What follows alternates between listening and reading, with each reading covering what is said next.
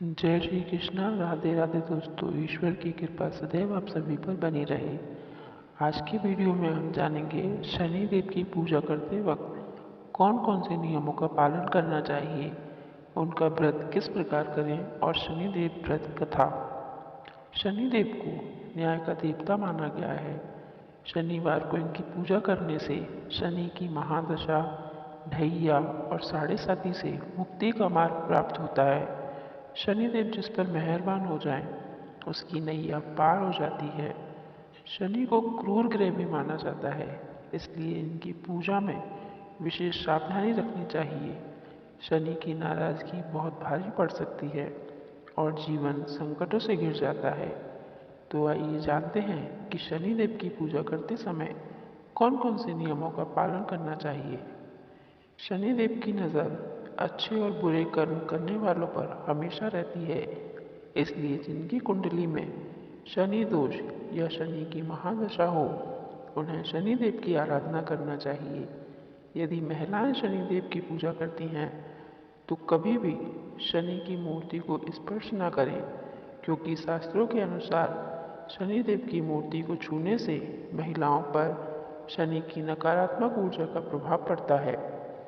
महिलाओं को शनिदेव पर तेल भी नहीं चढ़ाना चाहिए, इसलिए शनिवार के दिन पीपल के पेड़ के नीचे तेल का दीपक लगाएं। इससे शनिदेव की कृपा बनी रहती है।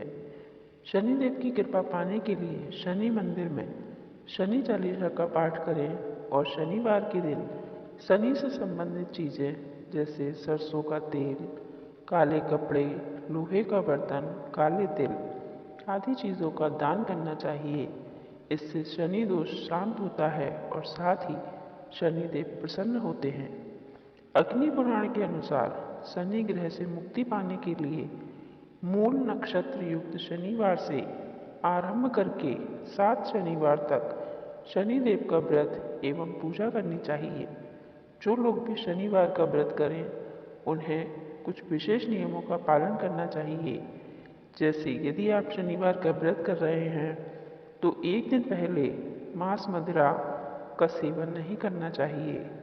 शनिवार का जब भी व्रत करें तो सुबह स्नान करके पूजा आदि करने के बाद पीपल के पेड़ पर भी स्वच्छ जल चढ़ाना चाहिए। इससे शनिदेव प्रसन्न होते हैं। शनिवार के दिन झूठ ना बोलें, बेईमानी ना करें, इन चीज़ों का भी विशेष ध्यान रखें। किसी के लिए मन में द्वेष या घृणा ना रखें। शनि से संबंधित चीज़ों का दान करें। किसी ज़रूरतमंद गरीब को भोजन दान करें, इससे शनिदेव खुश होते हैं। और व्रत पूर्ण करने के लिए अगले दिन व्रत का पारण जरूर करें, तभी व्रत पूर्ण माना जाता है। इसके साथ ही शनिवार के दिन शनि चालीसा और शनिवार की कथा भी सुनना चाहिए। शनिवार के दिन जो लोग व्रत करते हैं उनको शनिदेव की यह कथा जरूर सुनना चाहिए।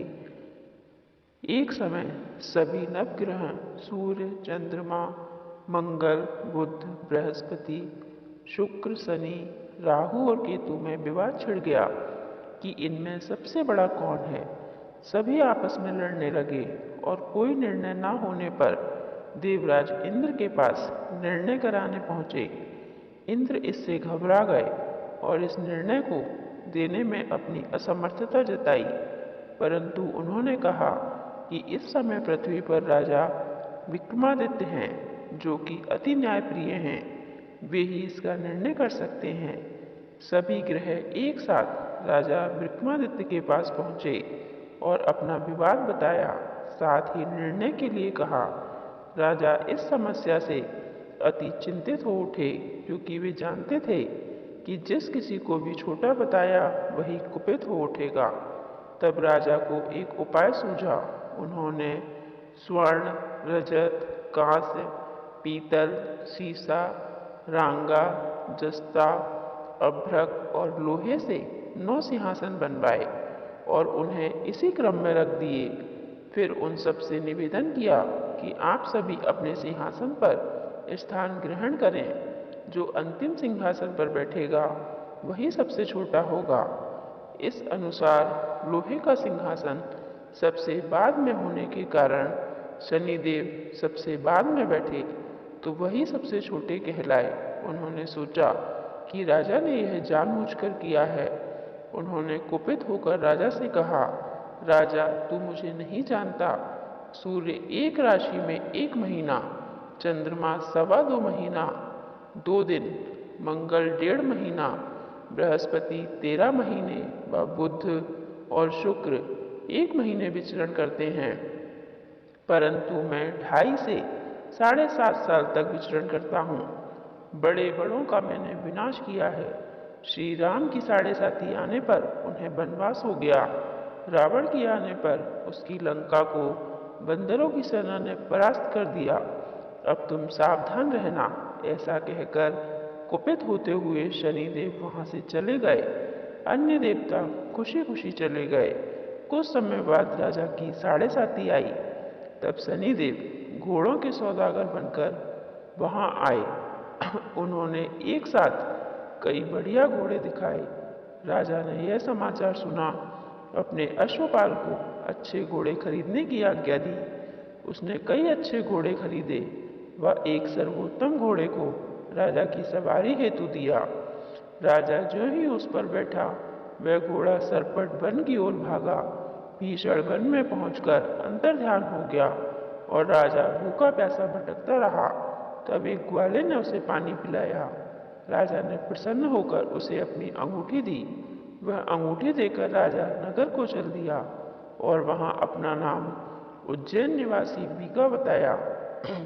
वहां एक सेठ की दुकान में उसने जल इत्यादि पिया और कुछ विश्राम भी किया। भाग्यवश उस दिन सेठ की बड़ी बिक्री हुई। सेठ उसे खाना इत्यादि कराने खुश होकर अपने साथ घर ले आया। वहां उसने एक खूंटी पर देखा कि एक हार टंगा है, जिसे खूंटी निकल रही है। थोड़ी देर बाद पूरा हार गायब हो गया। तब सेठ ने आने पर देखा कि हार गायब है। उसने समझा कि बीका ने ही उसे चुराया है। उसने बीका को कोतवाल के पास पकड़वा दिया। फिर राजा ने भी उसे चोर समझकर हाथ पैर कटवा दिए। वह चोरगिया बन गया और नगर के बाहर फेंकवा दिया। वहां से एक तेली निकल रहा था, जिसे दया आई। उसने बीका को अपनी गाड़ी में बिठाया। वह अपनी जीभ से बैलों को हाँकने लगा। उस काल राजा की शनि दशा समाप्त हो गई। वर्षा काल आने पर वह मल्हार गाने लगा।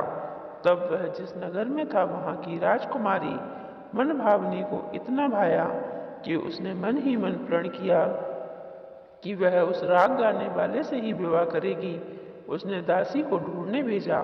दासी ने बताया कि वह एक चौरंगिया है, परंतु राजकुमारी न मानी। अगले ही दिन उठते ही वह अनशन पर बैठ गई कि विवाह करेगी तो उसी से। उसे बहु तेरा समझाने पर भी जब वह ना मानी तो राजा ने उस तेली को बुला भेजा और विवाह की तैयारी करने के लिए कहा। फिर उसका विवाह राजकुमारी से हो गया।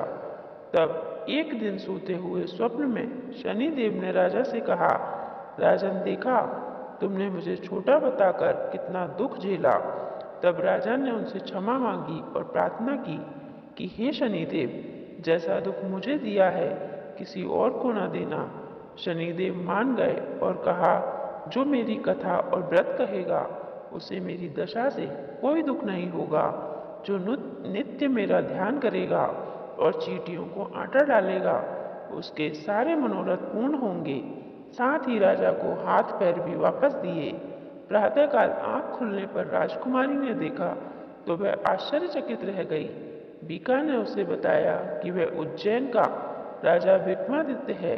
सभी अत्यंत प्रसन्न हुए। सेठ ने जब सुना तो वह पैरों पर गिरकर क्षमा मांगने लगा।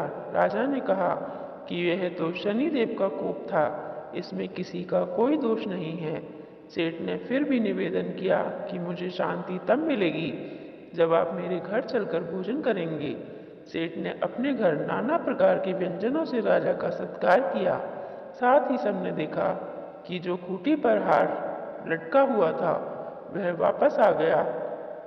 सेठ ने अनेक मोहरें देकर राजा का धन्यवाद किया और अपनी कन्या श्री कन्वरी से परिग्रहण का निवेदन किया। राजा ने शहर से स्वीकार किया। कुछ समय पश्चात राजा अपनी दोनों रानियों मनभाविनी और श्री कन्वरी को सभी उपहार सहित लेकर उज्जैन नगरी को चले आए। वहां पूर्ववासियों ने सीमा पर ही उनका स्वागत किया। सारे नगर में दीपमाला हुई। वह सबने खुशी मनाई। राजा ने घोषणा की कि मैंने शनिदेव को सबसे छोटा बताया था, जबकि असल में वही सर्वोपरि है। तब से सारे राज्य में शनिदेव की पूजा और कथा नियमित होने लगी। सारी प्रजा ने बहुत समय खुशी और आनंद के साथ बिताया। जो शनिदेव की कथा सुनता है, पढ़ता है, उसके सारे दुख दूर हो जाते हैं। व्रत के दिन इस कथा को जरूर पढ़ना चाहिए।